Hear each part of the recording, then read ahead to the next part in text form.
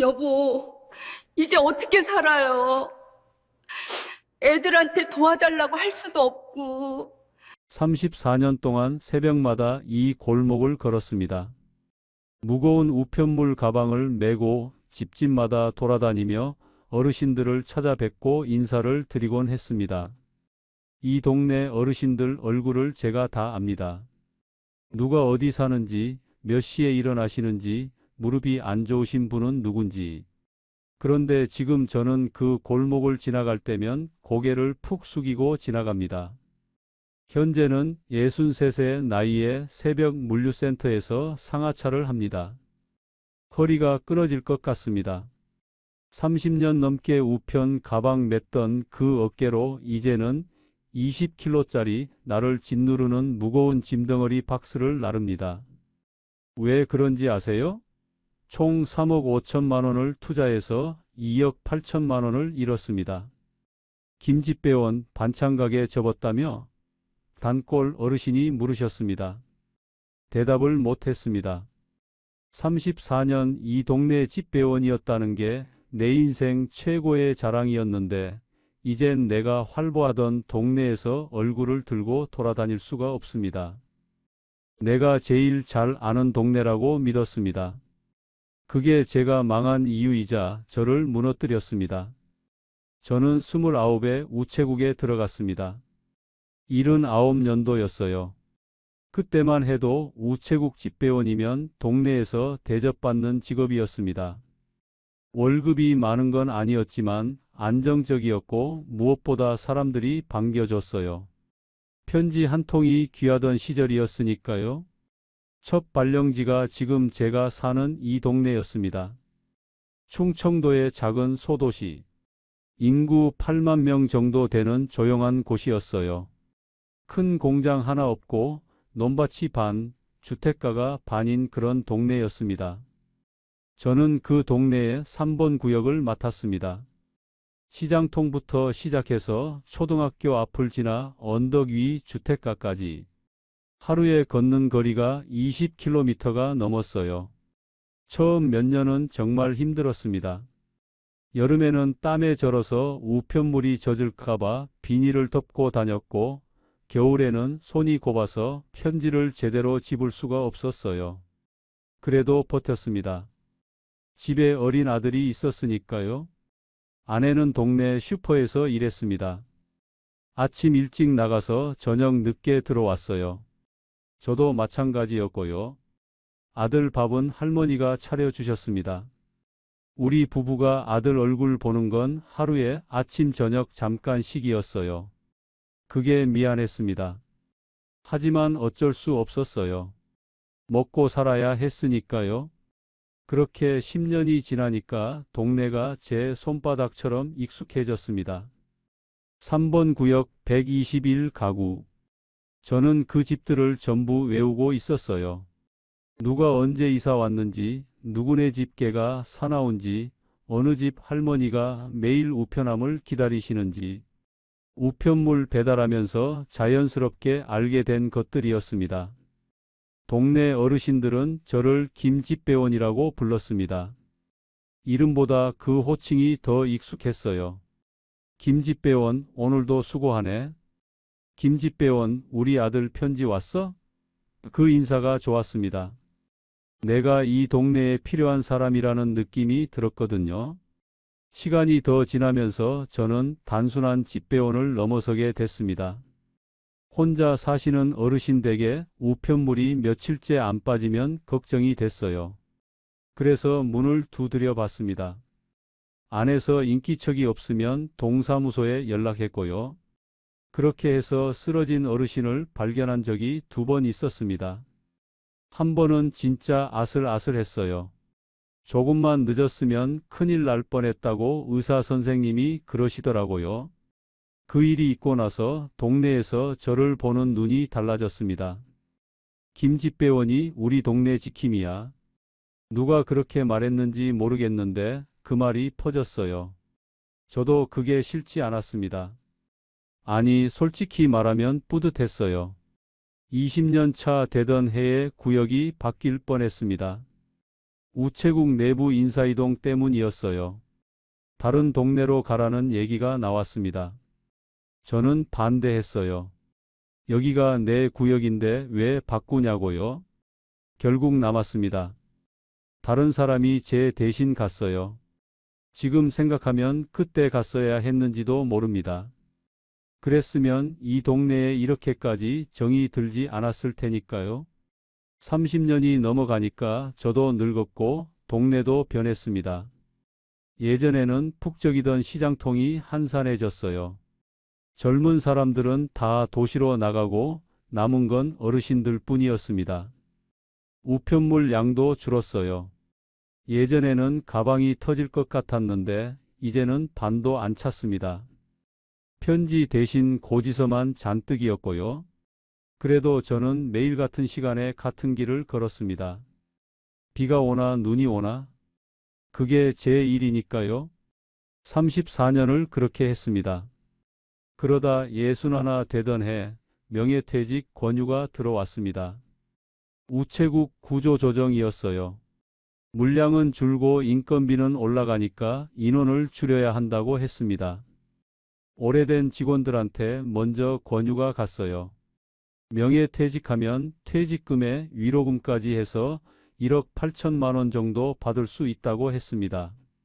고민됐습니다. 솔직히요. 몸은 이미 여기저기 고장이 나 있었어요. 무릎이 시큰거렸고 허리도 자주 아팠습니다. 30년 넘게 20km씩 걸었으니 당연한 거였죠. 병원에서는 연골이 많이 닳았다고 했어요. 수술까지는 아니어도 무리하면 안 된다고요. 아내도 은근히 권했습니다. 이제 쉬어도 되지 않아? 평생 고생했는데. 아들도 마찬가지였고요. 아버지 이제 좀 쉬세요. 저도 이제 직장 다니니까 걱정 마시고요. 아들은 32이었습니다.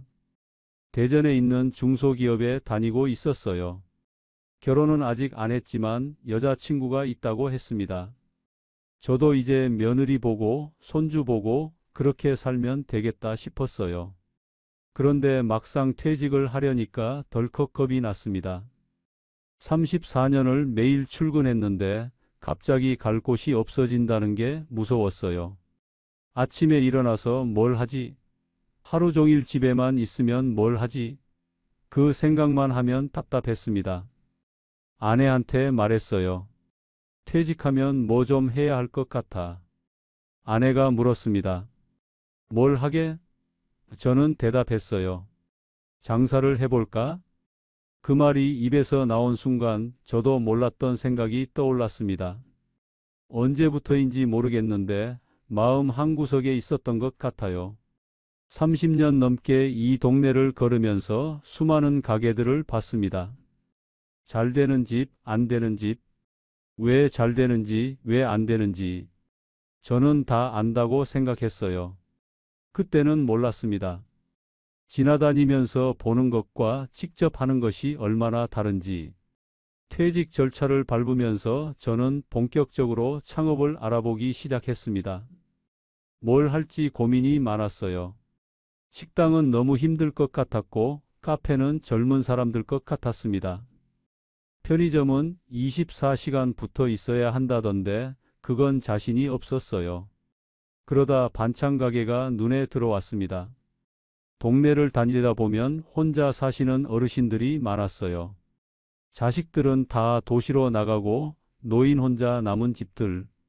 그분들이 제일 힘들어 하시는 게 뭔지 아세요? 밥 차려 먹는 거였습니다. 혼자 밥하기 귀찮으니까 대충 라면 끓이거나 그냥 굶으시는 분들도 있었어요. 제가 그걸 30년 넘게 봐왔으니까요. 반찬 가게 하면 되겠다 싶었습니다. 이 동네 어르신들 입맛을 제가 알아요. 누가 짜게 드시는지, 누가 싱겁게 드시는지. 배달도 제가 30년 넘게 한 일이잖아요. 반찬 만들어서 배달까지 해드리면 어르신들이 좋아하시겠다. 그렇게 생각했습니다. 아내한테 말했더니 처음에는 반대했습니다. 당신이 반찬을 뭘 안다고? 요리를 해본 적이 있어? 맞는 말이었어요. 저는 평생 주방 근처에도 안 가본 사람이었습니다. 라면 끓이는 것도 아내한테 물어봤으니까요. 하지만 저는 밀어붙였습니다. 요리는 당신이 하면 되잖아. 당신 음식 솜씨 좋잖아. 나는 배달하고 장사하고. 아내는 한숨을 쉬었지만 결국 따라주셨어요. 평생 저 하자는 대로 따라주신 분이거든요. 그게 이번에는 독이 될 줄 몰랐습니다. 가게 자리를 보러 다니기 시작했습니다. 저는 처음부터 마음에 둔 곳이 있었어요. 시장통 초입에 있는 상가 1층이었습니다. 제가 30년 넘게 매일 지나다니던 자리였어요. 예전에는 옷가게가 있었는데 몇 년 전에 문을 닫았습니다. 그 뒤로 이것저것 바뀌다가 지금은 비어 있었어요. 자리값을 물어보니 권리금 5천만 원에 보증금 3천만 원, 월세 200만 원이라고 했습니다. 비싸다고 생각했어요. 솔직히요. 이 조그만 동네 상가가 이렇게 비싼가 싶었습니다. 하지만 부동산 사장님이 그러시더라고요. 여기가 이 동네에서 제일 좋은 목이에요. 시장 들어가는 길목이라 사람들이 다 지나가거든요. 저도 알고 있었습니다. 30년 넘게 그 길을 걸었으니까요. 그런데 아내가 다른 얘기를 했습니다. 여보, 시장 예전만 못해. 요즘 사람들 시장 잘 안 가잖아. 맞는 말이었어요. 저도 알고 있었습니다. 시장이 예전 같지 않다는 거. 빈 점포도 늘었고 오는 사람도 줄었어요. 그런데 저는 이렇게 생각했습니다. 그래도 이 자리는 달라. 시장 초입이니까. 시장 안까지 안 가더라도 여기는 지나가잖아. 지금 생각하면 그게 첫 번째 착각이었습니다. 사람들이 지나가는 것과 들어오는 것은 완전히 다른 문제였어요. 그때는 그걸 몰랐습니다. 더 큰 문제가 있었습니다. 권리금 5천만 원이면 퇴직금에서 큰 덩어리가 나가는 거였어요. 거기에 보증금, 인테리어, 집기, 초기 재료비까지 하면 퇴직금만으로는 부족했습니다. 계산을 해보니 최소 2억 5천 이상은 있어야 할 것 같았어요. 퇴직금이 1억 8천이었습니다. 7천만 원이 모자랐어요. 아내가 말했습니다. 내 보험 해약하면 5천만 원 나와. 아내가 20년 넘게 부은 보험이었습니다. 노후 대비로 들어둔 건데 그걸 깨겠다고요? 저는 반대했어요. 그건 당신 노후 자금인데? 아내가 웃으면서 말했습니다. 장사 잘 되면 다시 들면 되지. 그래도 2천만 원이 부족했습니다. 대출을 알아봤어요. 정부에서 하는 창업 지원 대출이 있었습니다. 이자가 낮다고 해서 신청했어요. 5천만 원까지 된다고 하더라고요. 저는 2천만 원만 빌리려고 했습니다. 최소한으로요. 그런데 은행 직원이 말했습니다. 사장님, 창업하실 거면 여유자금 좀 있어야 해요.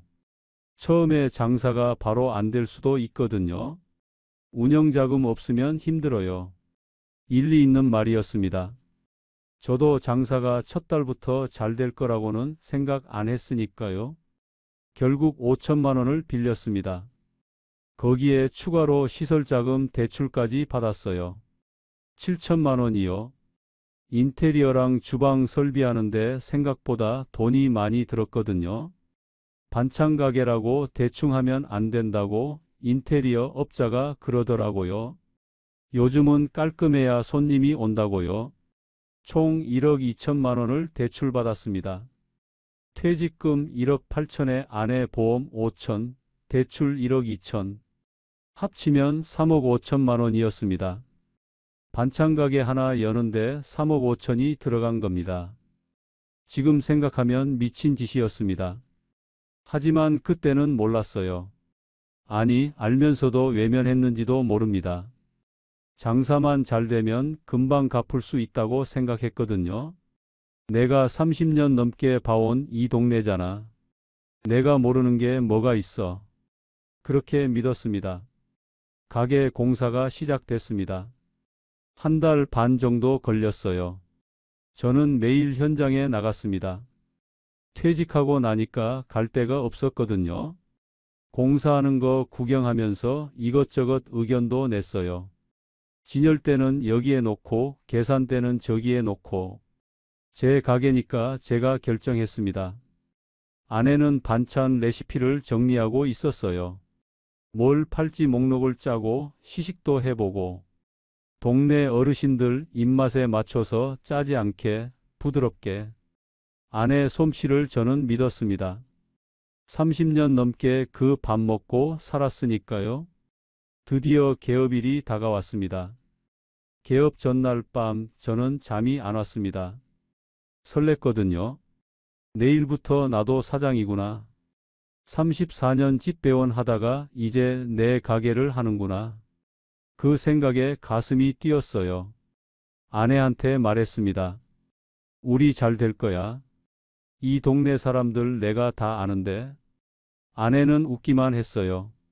지금 생각하면 그 웃음이 불안했던 건지도 모르겠습니다. 그때 저는 정말 몰랐습니다. 내가 안다고 생각한 것들이 얼마나 쓸모없는지를. 개업 첫날이었습니다. 새벽 5시에 일어났어요. 잠을 거의 못 잤는데도 피곤하지 않았습니다. 아내는 새벽 4시부터 반찬을 만들고 있었어요. 김치, 멸치볶음, 감자조림, 시금치나물, 제육볶음. 기본적인 것들로 20가지 정도 준비했습니다. 아침 9시에 문을 열었어요. 화환이 5개 들어왔습니다. 아들이 보낸 거, 아내 동생이 보낸 거, 우체국 옛 동료들이 보낸 거. 그걸 가게 앞에 세워놓으니까 그럴싸해 보였어요. 첫 손님이 누구였는지 아직도 기억납니다. 70대 할머니였어요. 3번 구역 언덕 위에 사시는 분. 저한테 10년 넘게 우편물 받으셨던 분이에요. 어머, 김집배원이 여기서 장사해? 반가워하셨습니다. 이것저것 구경하시더니 반찬 3가지 사 가셨어요. 12,000원이었습니다. 첫 매출이었습니다. 그날 하루 매출이 18만 원이었어요. 솔직히 기대보다 적었습니다. 하지만 첫날이니까 아직 입소문이 안 났으니까 그렇게 생각했어요. 그런데 신기한 일이 있었습니다. 오시는 분들 대부분이 저를 아는 분들이었어요. 김집배원 아니야? 여기서 장사하게 됐구나. 응원할게. 그 말들이 힘이 됐습니다. 30년 넘게 이 동네 돌아다닌 게 헛되지 않았구나 싶었어요. 첫 주 매출이 120만 원 정도 됐습니다. 장사치고는 적었지만 시작이니까 그러려니 했어요. 아내도 원래 입소문 나려면 시간이 걸려라고 했습니다. 저도 동의했고요. 둘째 주부터 슬슬 손님이 늘었습니다. 저를 아는 어르신들이 주변에 소문을 내주셨어요. 김집배원네 반찬가게 괜찮아. 맛있어. 그 입소문이 돌기 시작했습니다. 매출이 200만 원을 넘겼어요. 한 달째 되니까 350만 원까지 올랐습니다. 아직 손익분기점에는 못 미쳤지만 우상향이었어요. 이대로만 가면 된다고 생각했습니다. 2달만 더 지나면 자리 잡겠다 싶었어요. 그 무렵에 감동적인 일이 있었습니다. 80대 할아버지 한 분이 오셨어요. 혼자 사시는 분인데 제가 집배원 할 때 자주 뵈었던 분입니다. 거동이 불편하셔서 밖에 잘 못 나오시거든요. 그런 분이 지팡이 짚고 가게까지 오신 거예요. 김집배원, 내가 밥을 못 해먹겠어. 반찬 좀 갖다 줄 수 있어? 그 말씀에 코끝이 찡했습니다. 저는 바로 대답했어요. 제가 갖다 드릴거? 걱정 마세요. 그날부터 그 할아버지 댁에 일주일에 2번씩 반찬을 배달하기 시작했습니다. 배달비는 안 받았어요. 어차피 가는 길이니까요. 그게 시작이었습니다.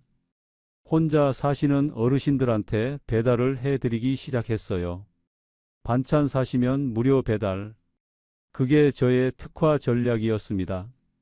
30년 넘게 배달한 경험이 있으니까 이건 제가 잘하는 거잖아요.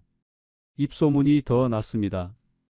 김집배원네는 배달도 해줘. 거동 불편한 사람한테 좋아. 그 소문 덕에 손님이 늘었어요.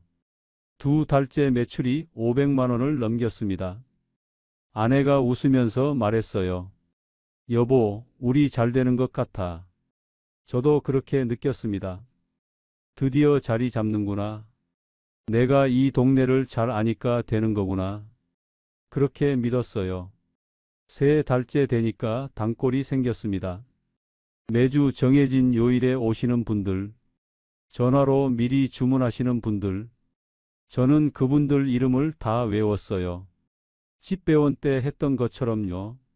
박 여사님, 오늘도 멸치볶음이요? 김 사장님, 제육 좀 더 넣어 드릴까요? 그렇게 인사하면 다들 좋아하셨어요. 매출이 600만 원까지 올랐습니다. 드디어 손익분기점을 넘겼어요. 월세 200, 재료비 250, 공과금이랑 기타 비용 합치면 500 정도 드는데 600이 들어오니까 100만 원 정도 남는 거였습니다. 많은 건 아니지만 적자는 면한 거죠. 저는 자신감이 붙었습니다. 이대로 가면 돼. 천천히 키우면 돼. 그런데 그때 이상한 일이 생기기 시작했습니다. 배달을 다니면서 느낀 건데 동네가 변하고 있었어요. 제가 30년 동안 봐왔던 그 동네가 아니었습니다. 처음에는 뭐가 다른지 정확히 몰랐어요. 그냥 느낌이 이상했습니다. 그러다 어느 날 깨달았습니다. 사람이 없었어요. 예전에는 시장통에 가면 사람들이 북적였거든요. 아침마다 장 보러 나온 아주머니들, 술에 끌고 다니는 상인들. 그런데 지금은 한산했습니다. 오전 11시인데 시장 안에 사람이 10명도 안 보였어요. 이상하다고 생각은 했습니다. 하지만 대수롭지 않게 넘겼어요. 요즘 사람들이 시장을 잘 안 가니까, 인터넷으로 주문하니까, 그렇게만 생각했습니다. 내 가게는 잘 되고 있으니까. 그게 두 번째 착각이었습니다. 4달째 접어들면서 이상한 조짐이 나타나기 시작했습니다. 매출이 더 이상 안 올랐어요. 600만 원 초반에서 멈춰버렸습니다. 오르기는커녕 조금씩 떨어지는 날도 있었어요. 580, 560. 왜 그런지 처음에는 이해가 안 됐습니다. 단골들은 여전히 오셨어요. 매주 정해진 요일에 정해진 반찬을 사가시는 분들. 그분들은 변함없었습니다. 문제는 새로운 손님이 안 온다는 거였어요. 처음 2~3달은 입소문 타고 새 손님이 늘었거든요. 김집배원네 반찬가게 괜찮대 하면서요. 그런데 어느 순간부터 그게 끊겼습니다. 이유를 알 수가 없었어요. 그러다 어느 날 단골 할머니 한 분이 말씀하셨습니다. 김 사장, 나 다음 주부터 못 올 것 같아. 갑작스러운 말씀이었어요. 왜냐고 여쭤봤더니 이렇게 대답하셨습니다. 아들이 걱정된다고 서울로 올라오래. 혼자 있지 말고 같이 살자고. 그 할머니는 78세였습니다. 혼자 사셨어요. 남편분은 10년 전에 돌아가시고 자식들은 다 서울에 있었습니다. 그분한테 저는 일주일에 2번 반찬을 배달해 드렸어요. 할머니가 떠나신다니까 섭섭했습니다. 하지만 그때는 몰랐어요. 그게 시작이라는 걸. 다음 달에 또 한 분이 떠나셨습니다. 그 다음 달에 2분. 다 비슷한 이유였어요. 자식들이 모시고 간다. 요양원에 들어간다. 건강이 안 좋아서 병원에 입원한다. 저의 단골들이 하나둘씩 사라지고 있었습니다. 새로운 손님은 안 오고 기존 손님은 줄어들고 매출이 500만 원 밑으로 떨어졌습니다. 480, 450 슬슬 적자 구간에 진입하고 있었어요. 그제야 저는 둘러보기 시작했습니다. 시장 안을 걸어봤어요. 예전에는 가게마다 손님이 있었는데 지금은 절반이 비어 있었습니다. 임대문에 현수막이 여기저기 붙어 있었어요. 철물점, 옷가게, 신발가게. 다 문을 닫았더라고요. 정육점 사장님한테 여쭤봤습니다. 요즘 장사 어때요? 한숨을 푹 쉬시더라고요. 어떻긴 죽겠지. 젊은 사람들은 안 오고 어르신들은 자꾸 떠나고 여기 10년 있었는데 이렇게까지 안 좋은 적은 처음이야. 그 말이 가슴에 꽂혔습니다. 저만 그런 게 아니었구나. 시장 전체가 죽어가고 있었구나. 그런데 더 충격적인 걸 알게 됐습니다. 어느 날 단골 할머니 한 분이 휴대전화를 보여주셨어요. 김 사장, 이거 봐. 이게 뭔지 알아? 화면에 뭔가 앱이 띄워져 있었습니다. 배달 주문하는 앱이었어요. 우리 며느리가 깔아줬어. 여기서 시키면 반찬이 집까지 와. 저는 멍해졌습니다. 할머니도 이거 쓰세요? 응. 편하더라고. 밖에 안 나가도 되니까. 그 할머니는 73이었습니다. 스마트폰도 잘 못 하시던 분이었어요. 그런 분이 배달 앱으로 반찬을 시켜 드시고 있었습니다. 충격이었습니다. 저는 그때까지 배달 앱을 남의 일이라고 생각했어요. 젊은 사람들이나 쓰는 거. 우리 동네 어르신들은 직접 오시니까. 그렇게 믿었거든요. 틀렸습니다. 어르신들도 배달 앱을 쓰고 있었어요. 자식들이 깔아주고 사용법 알려주고 그러면 어르신들도 씁니다. 편하니까요. 바깥에 안 나가도 되니까요. 그럼 제 가게에 올 이유가 없어지는 겁니다. 발로 뛰어서 배달해 드리는 게 저의 강점이라고 생각했는데 앱으로 버튼 하나 누르면 되는데 왜 저한테 전화를 하겠습니까? 저도 배달 앱에 입점해야 하나 고민이 됐습니다. 알아봤어요. 입점 자체는 어렵지 않았습니다. 그런데 문제가 있었어요. 수수료였습니다. 10,000원어치 팔면 2,000원이 수수료로 나간다고 했습니다. 거기에 광고비, 포장비까지 합치면 3,000원 가까이 날아가요. 10,000원 팔아서 3,000원 떼이면 남는 게 거의 없습니다. 반찬은 원래 마진이 적은 장사거든요. 재료비가 많이 들어요. 거기에 인건비, 월세, 공과금 빼면 남는 게 별로 없습니다. 그나마 직접 하니까 버티는 건데 수수료까지 떼이면 적자입니다. 안 하면 손님이 줄고 하면 남는 게 없고 진퇴양난이었습니다. 결국 저는 입점을 안 했습니다. 그때는 그게 맞는 선택이라고 생각했어요. 내 단골들은 여전히 오시니까 배달 앱 안 해도 버틸 수 있다고 믿었습니다. 그런데 문제는 그게 아니었습니다. 손님 자체가 줄고 있었어요. 배달 앱 때문만이 아니었습니다. 사람이 줄고 있었던 겁니다.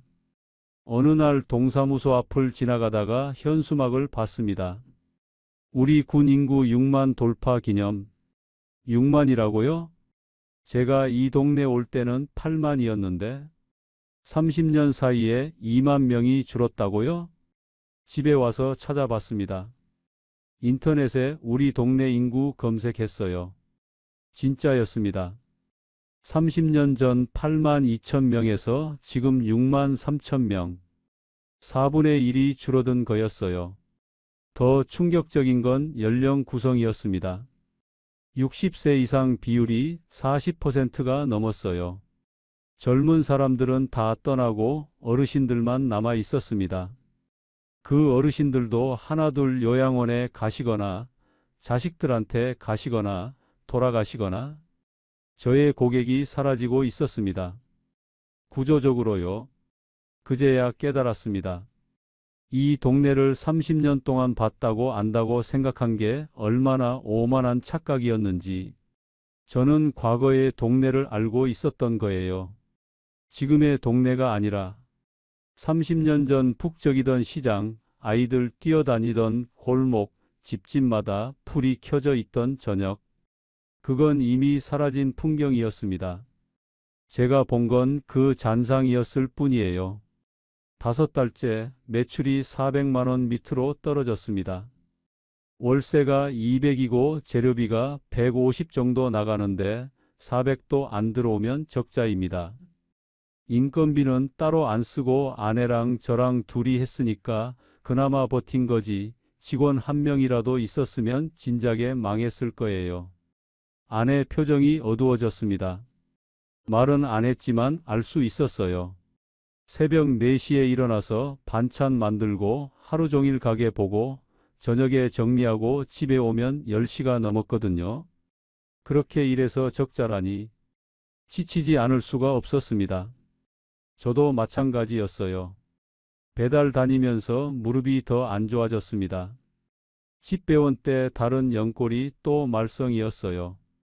병원에 가니까 수술해야 할 수도 있다고 하더라고요. 하지만 수술하면 2~3달은 못 움직이는데 그럼 가게는 누가 봅니까? 버텼습니다. 진통제 먹으면서요. 그때 큰 사건이 터졌습니다. 옆 가게가 문을 닫았어요. 과일 가게였는데 15년 됐다고 했습니다. 시장 생겼을 때부터 있던 가게라고요. 그 가게가 어느 날 갑자기 문을 닫았습니다. 과일 가게 사장님한테 여쭤봤어요. 갑자기 왜 그러세요? 한숨만 쉬시더라고요. 못 버티겠어. 대형마트에서 과일 세일하면 여기 손님이 뚝 끊겨. 온라인에서 박스째 배달해 주는데 누가 여기까지 와? 15년 했는데 이제 한계야. 그 말씀이 남 얘기 같지 않았습니다. 과일 가게가 나가고 나니까 그 자리가 비었어요. 빈 가게 옆에서 장사하니까 분위기가 을씨년스러웠습니다. 손님들도 느끼는 것 같았어요. 뭔가 시장이 죽어가는 느낌. 그게 손님 발길을 더 끊게 만들었습니다. 설상가상으로 더 큰일이 생겼습니다. 시장 입구에 대형 할인점이 들어온다는 소문이 돌았어요. 전국 체인인 그 마트요. 시에서 유치했다고 하더라고요. 일자리 창출이랑 주민 편의 때문에 시장 상인들이 난리가 났습니다. 반대 집회도 하고 시청에 민원도 넣고 하지만 소용없었어요. 이미 결정된 일이라고 했습니다. 6개월 후에 개점한다고요. 저는 그 소식 듣고 밤잠을 못 잤습니다. 대형 마트가 들어오면 어떻게 되는지 뻔히 보이잖아요. 반찬도 거기서 팔아요. 공장에서 대량으로 만든 거. 가격이 쌉니다. 제가 10,000원에 파는 걸 거기서는 7,000원에 팔아요. 품질은 다르다고 해도 손님들한테는 가격이 먼저 보이거든요. 아내한테 말했습니다. 마트 들어오면 우리 힘들어질 것 같아. 아내가 대답 대신 한숨을 쉬었어요. 알아. 나도 알아. 그 한숨에 모든 게 담겨 있었습니다. 6달째 매출이 350만 원까지 떨어졌습니다. 월세 내고 재료비 내고 나면 마이너스였어요. 적자를 대출금으로 메꾸고 있었습니다. 운영자금으로 빌려둔 5천만 원에서 조금씩 빠지고 있었어요. 이러다가는 안 되겠다 싶었습니다. 뭔가 해야 했어요. 손 놓고 있을 수는 없었습니다.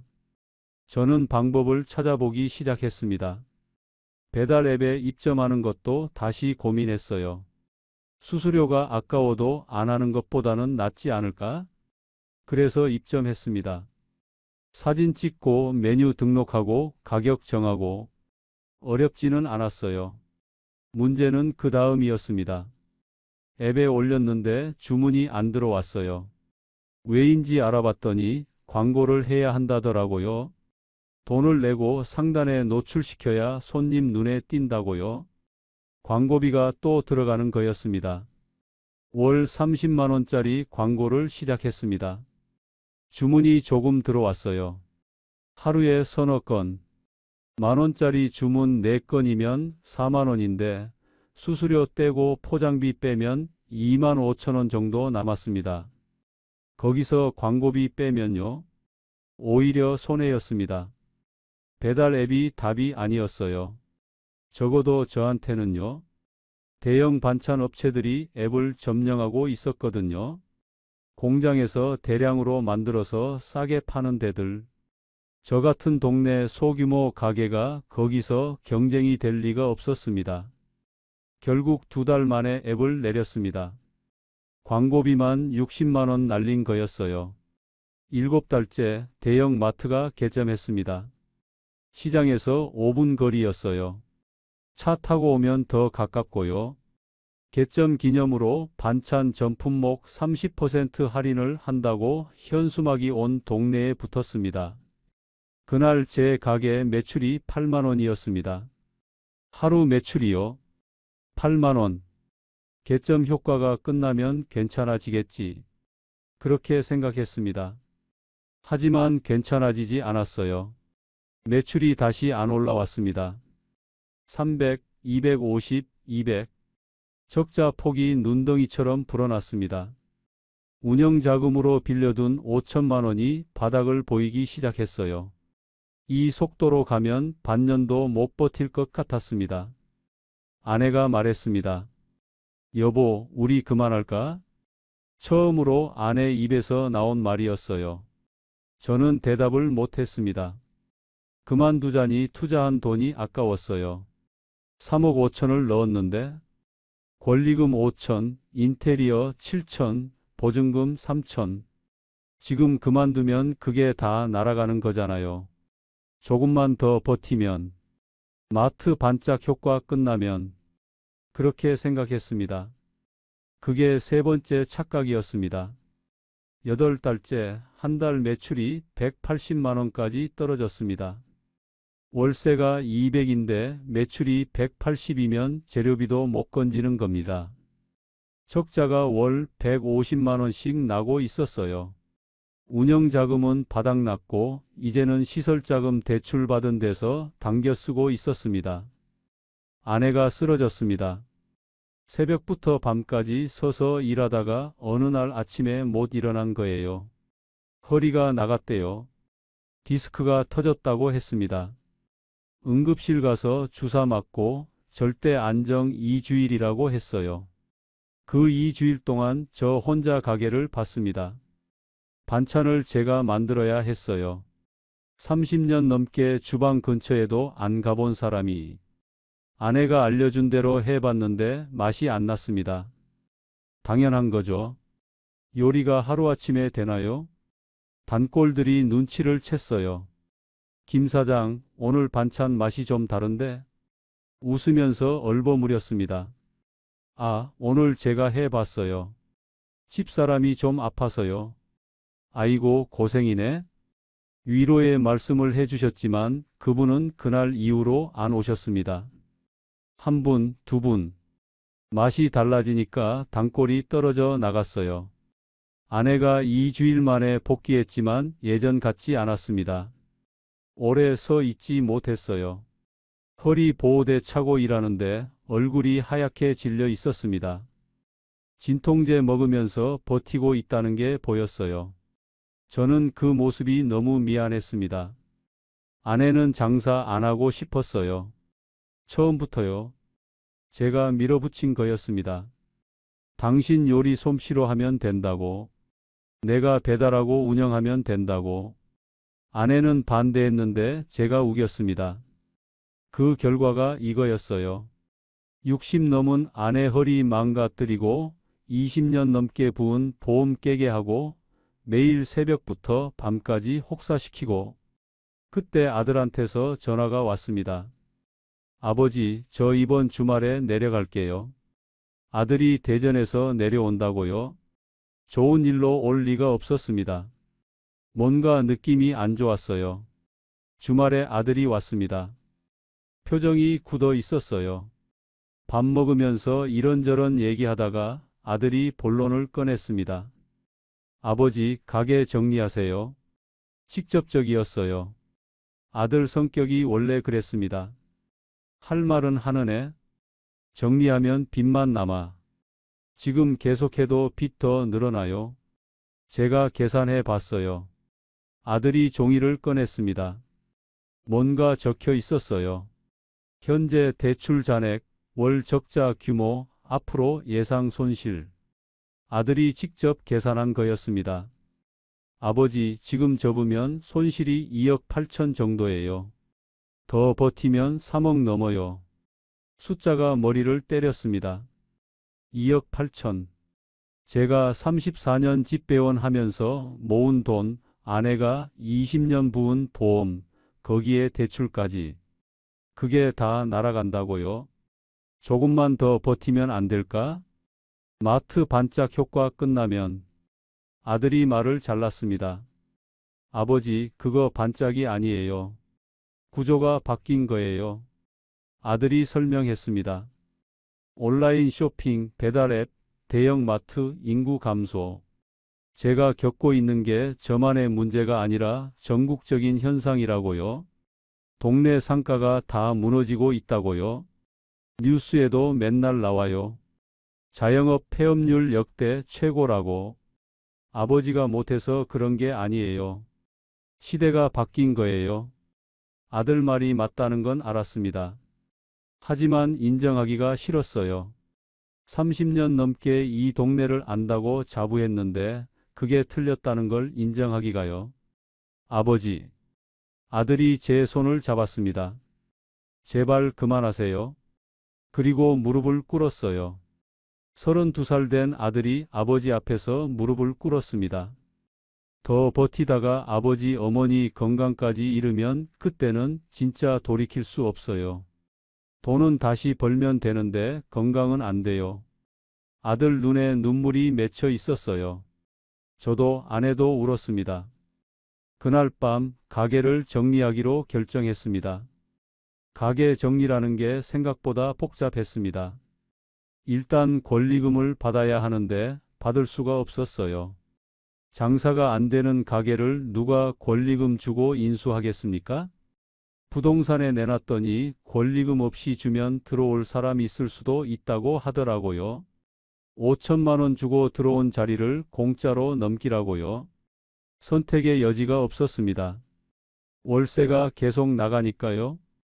비워놓으면 놓는 대로 돈이 빠지는 거였어요. 결국 권리금 없이 넘겼습니다. 보증금 3천만 원 중에 밀린 월세 빼고 1,800만 원 돌려받았어요. 인테리어 시설은요?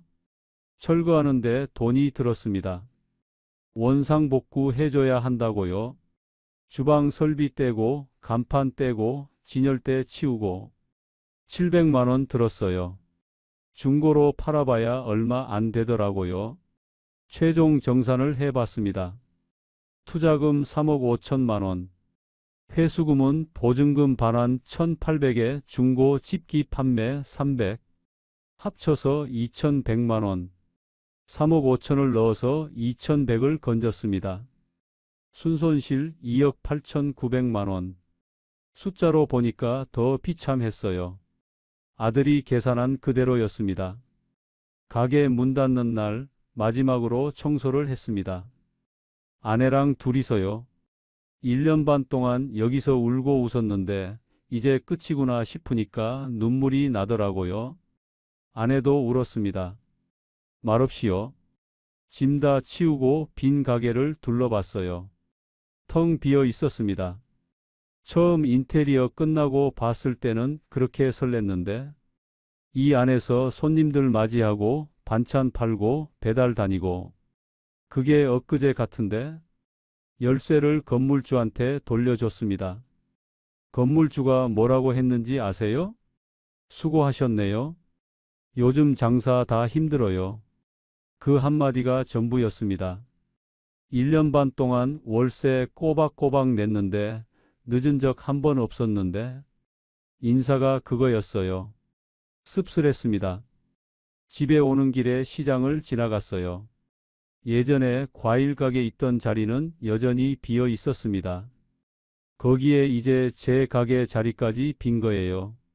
나란히 두 칸이 임대문에 현수막을 달고 있었습니다. 시장 안은 더 심했어요. 제가 장사하던 1년 반 사이에 가게가 서너 개 더 문을 닫았더라고요. 반이 빈 것 같았습니다. 남은 가게들도 손님이 없었어요. 오후 3시인데 지나가는 사람이 거의 없었습니다. 이 동네가 이렇게까지 됐구나. 30년 동안 매일 걷던 그 거리가 낯설어 보였습니다. 집에 와서 앉아 있는데 아내가 말했습니다. 이제 우리 어떻게 하지? 대답할 수가 없었어요.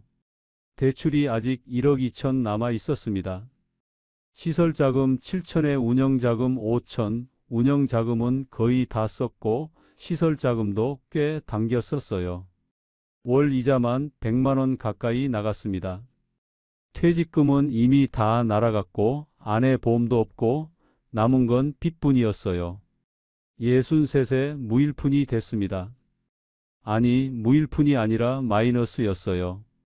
빚이 있으니까.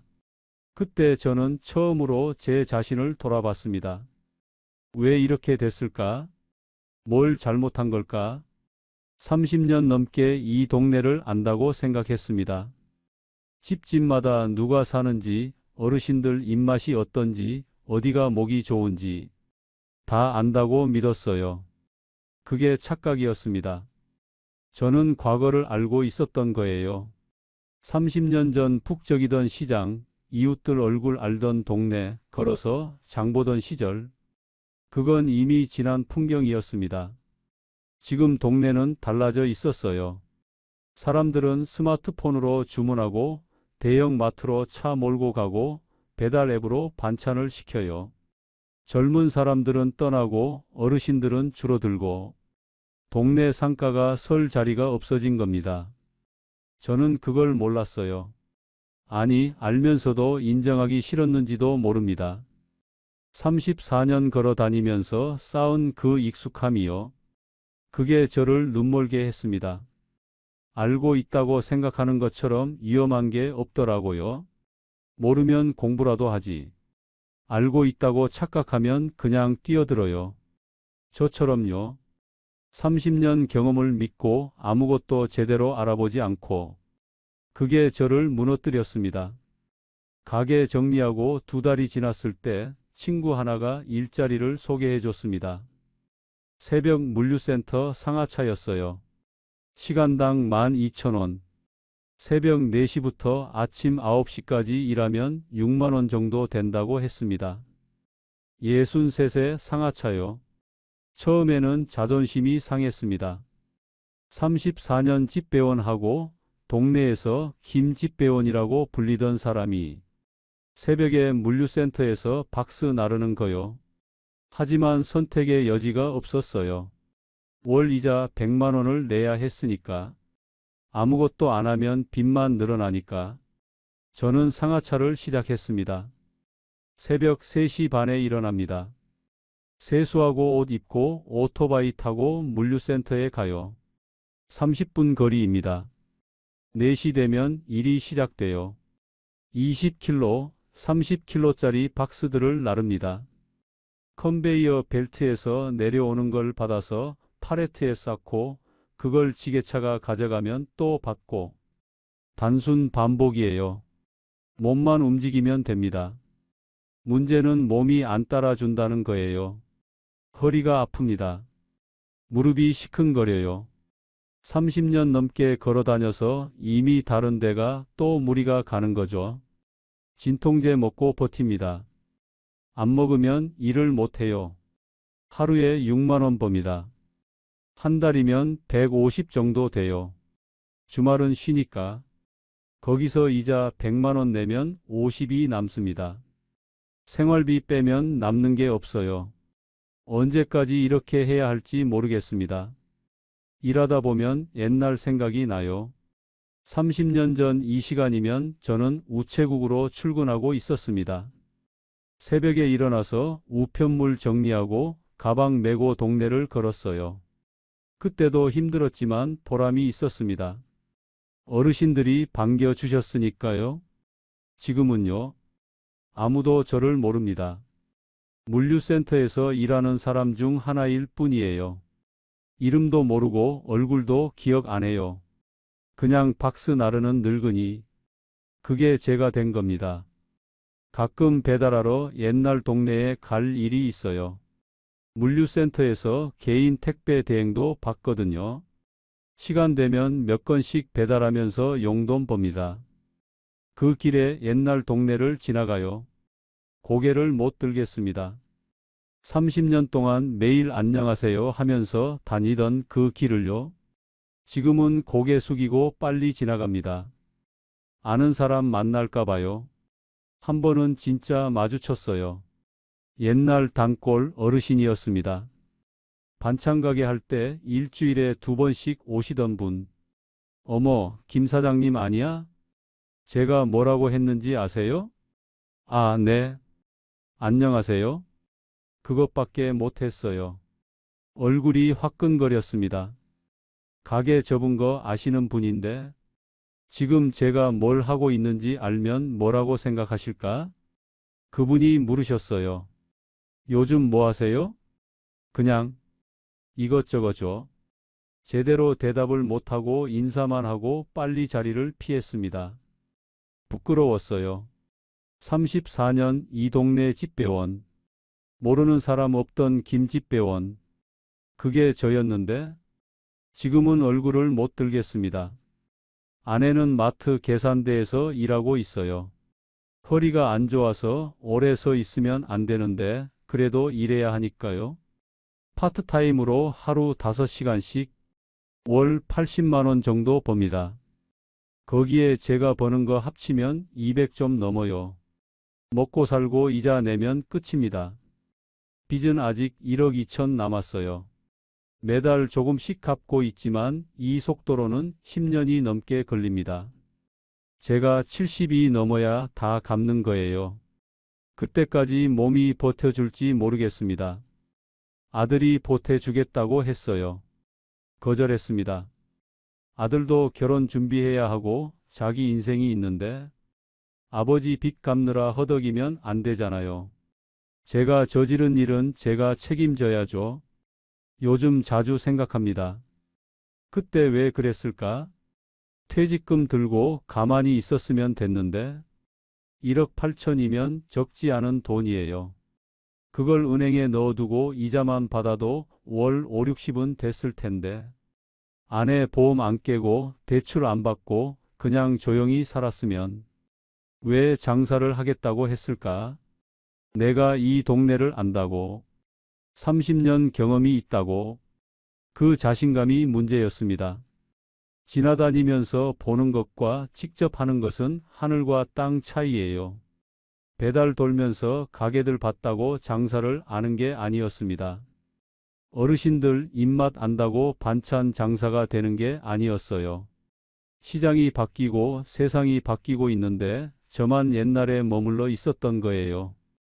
익숙하다는 게 이렇게 무서운 겁니다. 익숙하면 의심을 안 해요. 다 안다고 생각하니까 더 알아보지도 않고요. 저처럼 그냥 뛰어들어요. 그러다 무너집니다. 지금 이 이야기를 듣고 계신 분들께 말씀드리고 싶어요. 퇴직하시고 뭔가 하고 싶으신 마음 이해합니다. 30년 넘게 일하다가 갑자기 할 일이 없어지면 불안하거든요. 뭐라도 해야 할 것 같고 아직 일할 수 있는데 놀고 있으면 안 될 것 같고 하지만 그 조급함이 위험합니다. 내가 안다고 생각하는 분야요. 내가 경험 있다고 믿는 분야요. 그게 제일 위험해요. 아는 게 아니라 과거를 아는 거거든요. 지금은 달라져 있어요. 동네 상가가 무너지고 온라인이 뜨고 세상이 바뀌었어요. 퇴직금은 한 번 날리면 끝입니다. 다시 모을 시간이 없어요. 60 넘으면 돈 벌 방법이 별로 없거든요. 저처럼 새벽에 상하차 하면서 푼돈 버는 거 밖에요. 그러니까요. 익숙하다고 뛰어들지 마세요. 안다고 자만하지 마세요. 제가 안다고 생각한 그 동네가 저를 무너뜨렸습니다. 저는 지금도 새벽마다 물류센터로 출근합니다. 허리 아프고 무릎 시리고 힘듭니다. 하지만 버텨야죠. 제가 선택한 거니까요. 아무도 대신 책임 안 져줘요. 34년 집배원으로 살았습니다. 이 동네 골목골목을 저보다 잘 아는 사람 없다고 자부했어요. 그 자신감이 3억 5천을 날리고 2억 8천 빚을 안겨줬습니다. 내가 제일 잘 아는 동네라고 믿었습니다. 그게 저를 무너뜨렸습니다. 여러분은 지금 어디에서 이 이야기를 듣고 계신가요? 혹시 퇴직 후에 뭔가 해보려고 준비 중이신가요? 아니면 비슷한 경험 있으신가요? 댓글로 편하게 나눠주세요. 여러분 이야기도 듣고 싶습니다.